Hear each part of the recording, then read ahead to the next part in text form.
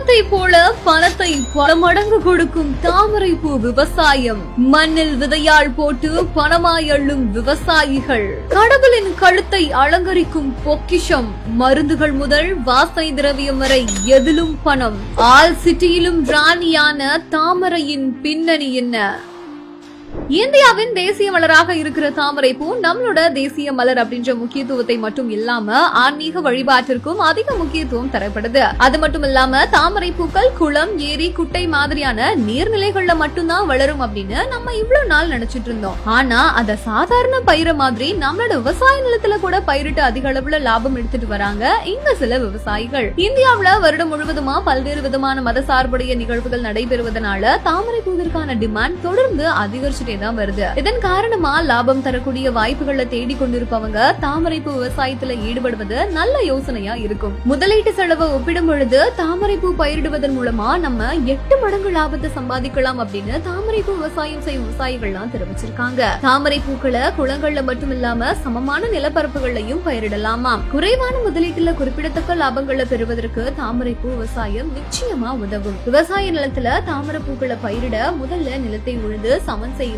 அதுக்கப்புறமா விதைகளை விதைக்கணும். தாமரை பூ தாவரம் நன்றா வளர்வதற்கு 2 மாதங்களுக்கு தொடர்ந்து நம்ம தண்ணீர் பாய்ச்சிட்டு வரணும். தாமரை பூ தாவரம் செழித்து வளர அதுக்கு தேவையான ஈரப்பதமும் மண் வளமும் ரொம்பவே அவசியம். ஜூன் மாதத்துல இதோட விதைகளை விதைச்சா நம்ம அக்டோபர் மாதத்துல அறுவடைக்கு தயாராகிடும். இதுவே அடுத்து 2வதா டிசம்பர் மாதத்துல விதைகளை விதைச்சு மே மாதத்துல பூக்களை பறிக்கலாம். 1 ஏக்கருக்கு தாமரை பூ தாவரத்தை பயிரிடும் பொழுது தோராயமா 5000 இருந்து 6000 வரையிலான தாவரங்களை வளர்க்க முடியும். தண்ணீர், விதைகள் மாதிரியான செலவுகள் உட்பட இதற்கான மொத்த செலவுமே 25 முதல் 30,000 வரைக்கும் தான் ஆகும். பூக்கள் நன்றா முதிர்ச்சி அடைந்ததுக்கு அப்புறமா அது மார்க்கெட்ல விற்பனை செஞ்சு 1 ஏக்கருக்கு 2 லட்சம் ரூபாய் வரையிலான வருமானத்தை நம்ம பெறலாம். கூடுதலா மக்கானா, வாட்டர் செஸ்னட் மாதிரியானவை தாமரை பூ தாவரங்களோட சேர்த்து வளர்க்கறதன் மூலமா இன்னும் கூட கூடுதலான லாபத்தை நம்ம ஈட்டலாம். தாமரை பூ கடவுள்களுக்கு மாலையா அணிவிக்கப்படுது. தாமரையோட தண்டு மற்றும் பூக்களுக்கு நடுவுல விதை மாதிரி இருக்கிற பொருட்களை வச்சு மருந்து மற்றும் மருத்துவத்துக்கு பயன்படுத்தப்பட்டு வருது. தாமரை மலர்கள் அறுவடை செய்ததுக்கு அப்புறமா நீங்க நேரடியாவே பக்கத்துல இருக்கிற மார்க்கெட்ல விவசாயிகள் விற்பனைக்கு எடுத்துட்டு செல்லலாம். இல்லனா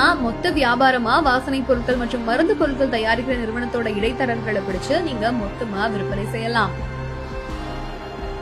இயற்கை பேரழிவுகளை முன்கூட்டியே கணிக்கக்கூடிய திறன் கொண்ட விலங்குகள் பத்தி தெரியுமா? வயநாடு நிலச்சரிவு, ஆந்திரா நிலச்சரிவு, குஜராத் கனமழை என இந்திய மாநிலங்கள் ஒரு ஆட்டம் கண்டிருப்பது பயத்தை உண்டாக்கியுள்ளது. இதற்கிடையில் கேரளாவின் வயநாடு நிலச்சரிவை கிங்கினி என்ற கிளி முன்கூட்டியே கணித்து பல உயிர்களை காத்து நெகிழச் செய்தது. அந்த வகையில் பேரிடர்களை முன்கூட்டியே கணிக்கக்கூடிய விலங்குகள் பற்றி தெரிந்து கொள்வோம்.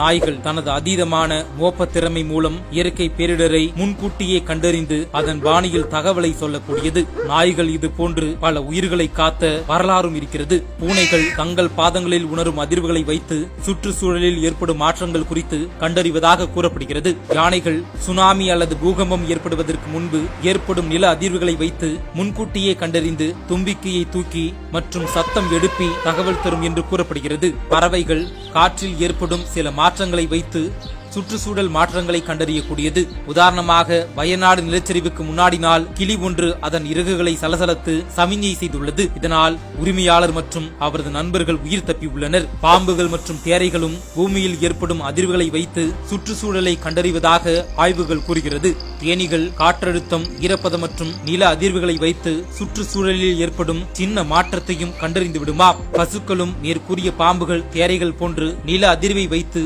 சுற்றுச்சூழல் மாற்றத்தை கண்டறியக்கூடியவை. இப்படி விலங்குகள் சுற்றுச்சூழலில் ஏற்படும் மாற்றங்களை முன்கூட்டியே கணித்து அதன் பாணியில் தகவலை வெளிப்படுத்தும். ஒருவேளை மேற்கூறிய விலங்குகளில் ஏதேனும் நீங்கள் வைத்திருந்தால் அதனை கவனியுங்கள். சுற்றுச்சூழல் பாதிப்பை முன்கூட்டியே நமக்கு சொல்லும் கடவுளின் தூதுவர்கள் அவர்கள். நம் உயிரையும் காக்கக்கூடியவை.